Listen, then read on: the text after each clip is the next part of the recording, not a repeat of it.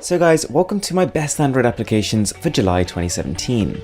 Now as always, we've got a few really special ones on this list, so be sure to stay till the end and let me know in the comments below which one is your favourite. With that being said, let's get started.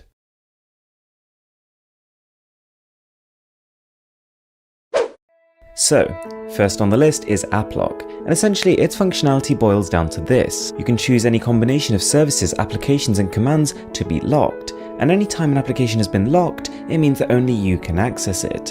And you can protect these by a bunch of different methods. It's got the standard ones like the screen pattern, the same way you might unlock your smartphone, and it's also got access to your fingerprint scanner. But more impressively are its alternate options, for example a random keyboard which lets you enter a password, but at the same time it randomizes the keyboard so any onlooker won't be able to replicate it. So number 2 is pretty fun. This is called Text Converter, and it allows you to translate any text you're about to send to somebody into a completely different form. Now the best bit about it is that all of these forms can be copied and pasted, and they will appear as it shows in the application.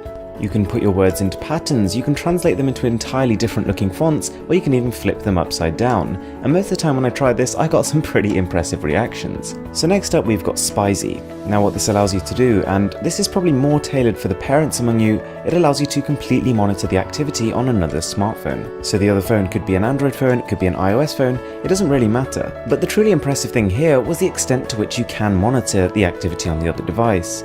Everything from the videos they've watched to their browser history to the incoming and outgoing calls they've used and the games they're playing. It's really extensive. Unfortunately, a lot of that functionality you don't get for free and you do have to pay a monthly fee. So rolling in at number 4 we've got App Zone, one of my favourites on the list because essentially without really doing anything you can earn money by using apps and games. So depending I suppose on how much the app company is getting paid for you using each of the apps, you'll also get paid a certain amount. Now, it's pretty simple. You simply download the applications and it measures the period of time for which you engage with them for. And the longer you do it, the more you get paid. And the way you get paid is through in-app credits, which can then be spent for Amazon vouchers, iTunes, Google Play, and a whole lot more. Now, it is worth noting that it can take quite a bit of time to start unlocking these rewards. But on the flip side, there are a lot of popular applications which you can be earning points for. So chances are you might even be playing them already, so you might as well be earning points for them. So next up we've got Screenshot Utility, and to be honest I'm a little bit annoyed with myself for not finding this guy earlier. Essentially it allows you to take screenshots by holding down your home button. And not only that, but it gives you a nice little menu. So not only is it a more convenient way of taking photos, but you can instantly crop them, download them, or share them to somebody else. So to be honest, the last time I showed an alarm application on this video was probably sometime last year, but this one is exactly what I've been wanting for a really long time. It's called Spot On Alarm, and to begin with it has all the basic features you'd expect. You can control vibration, which days it comes on, and a label for the alarm. But the real selling point here is the fact that it links to Spotify. Unlike most alarm applications, you don't have to have already physically downloaded the track for it to be able to play as an alarm. And you can also set different tracks to different times, which I thought was really cool. Right, so next up we have Flyso, one application that unifies your Twitter, your Instagram, and your Facebook. So without switching between applications facing more loading times, you can be automatically logged on and flicking between 3 different feeds at once. It's pretty convenient, and I think you don't quite realize how useful it is until you're in it. So then we've got the ZZ Icon Pack, currently in early access, but it is getting updated quite quickly.